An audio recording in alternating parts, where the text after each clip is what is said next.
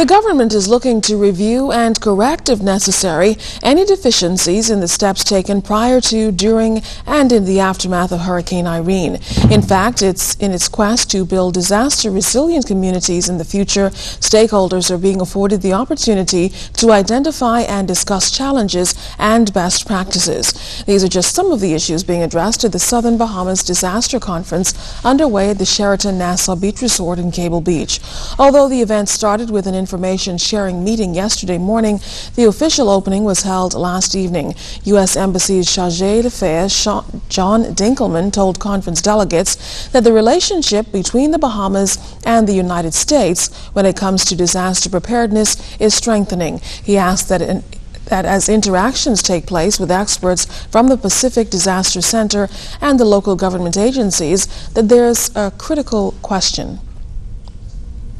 As public servants, are we doing all that we can to prepare our communities and prevent disasters from becoming catastrophes? I dare say that if we are able to say yes, we will have truly earned the taxpayers' trust and support. Now, this is the third disaster conference to be held in 18 months. Two previous conferences focused on the northern and central islands. Minister of State for Lands and Local Government Byron Woodside pointed out that this conference, like the others, is timely. It has always been the intent of the government of the Bahamas to build on initiatives that would complement building disaster-resilient communities through mitigation, preparedness, and effective recovery. Integrating mitigation measures such as proper building codes, seawalls, and proper drainage systems are of critical importance. All of these are necessary for community development and for reducing the risks associated with hurricane-related or any other natural or man-made disasters. Police are investigating an apparent drowning which has claimed the life of a 63-year-old woman from Washington, D.C. The incident reportedly occurred around 9:20 Monday morning. Initial reports indicate the deceased was part of a diving team in the Exuma Keys. 5 orphans who lost both parents to cancer last year are in desperate need of your help. Founder of the Orphan Pantry Foundation and mother of 2, Andrea Smith, says the Thurston story touched her heart and inspired her to create a 14-day food and clothing drive to help the children ages 3, 7, 9, 10, and 11. She's helping them to get back on their feet, and she says the Thurstons are struggling financially and desperately need your help. These children just need help. And I know that a lot of people in our society are hurting right now. But it takes one person with one kind gesture to make a difference. And what I want to do is to make a difference. And I want to help. And I feel as though these 5 children are just the start of the Orphan's Pantry. Now, persons wishing to make donations to the Orphan Pantry can do so at the Evangelistic Temple head office on Collins Avenue, or contact Andrea Smith at 426-3694 or 356-7018. The 14-day food and clothing drive ends on February 24th. 12 underprivileged girls, all from inner-city communities, were treated to what they are now describing as a weekend of a lifetime. Although a prelude to Valentine's Day, their mentor is hoping it's a gift which keeps on giving. Carla Palmer has more.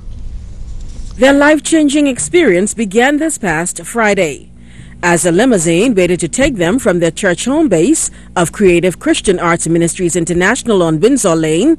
They took photographs of what's expected will be a highlight of their teenage years. 12 young girls sharing a similar background, all treated to a free weekend getaway on Paradise Island. With bags packed, they said goodbye to their parents, and within minutes, they were whisked away to comfort suites. It was first class all the way for the girls. They were greeted and treated to hors d'oeuvres once inside the foyer. Take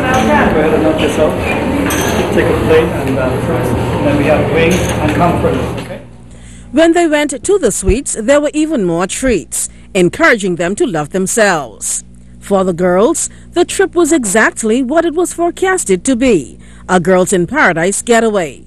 Well, my weekend experience was awesome. Oh, I can't even describe it. We are, oh my God, from when we reached, we was treated like royalty.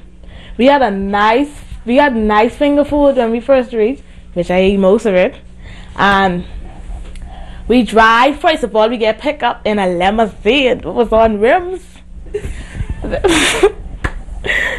Then, the day Saturday was the best day for me. We went on the whole entire water park. This weekend, for me, it was really fun because this was the most fun I ever had. I was able to spend time with the girls that are part of the girls club because many of them are new, and it allowed me more time to get to know them on a different level other than when we meet at girls club. I just want to say thank you once again for having me in your girls club. Thanks.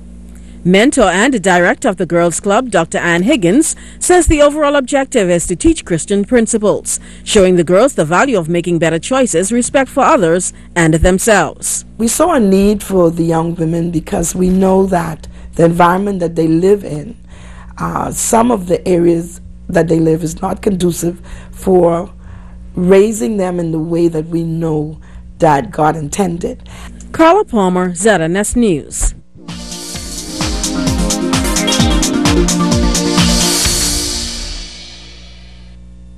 Welcome to tonight's edition of the Business Beat, sponsored by Royal Fidelity. Good evening, Bahamas. I'm Altafiz Munnings. Let's take a look at what's making business news today. The local daily reporting that the Bahamas Telecommunications Company predicts it may beat its $60 to $80 million operating income projections for 2012. The article quoted BTC's Chief Financial Officer Tim Pennington during a recent conference call, who also explained that the company's recent separation package progressed more rapidly than expected. Here's a check on gas prices for you motorists out there, and the prices have gone up again. The most expensive gas on the Providence is sold at Esso at $5.41. Next, just 2 cents lower than Esso is Shell with $5.39. The lowest gas on the Providence is sold at Texaco with a price of $5.36. Arawak Port Development executives recently hosted government officials from Bermuda on a tour of the Nassau Container Port and Gladstone Freight Terminal. Bermuda's Minister of Environment, Planning and Infrastructure Strategy and his permanent secretary wanted to see the facility as Bermuda plans to relocate shipping interests from the country's downtown district. The Arawak Port Development is targeted for completion by the second quarter of the year at a total cost of $83 million. From international business, United Kingdom unemployment rose by 48,000 to 2.67 million in the 3 months up to December, the smallest rise in almost a year. Unemployment rate edged up to 8.4%, the highest for 16 years. And in regional business, plans are underway to establish Jamaica as a major logistics center within the Caribbean. Jamaica's Minister of Industry, Investment and Commerce, Anthony Hilton, said that a clear and well-defined strategy is now being assembled and manufacturing entities will benefit from the move. Remember, you can send us an email or join us on www.znsbahamas.com or become our friend on ZNS's official Facebook page. And that will end tonight's edition of the Business Beat, sponsored by Royal Fidelity. Thanks so much for watching. I'm Altaviz Munnings.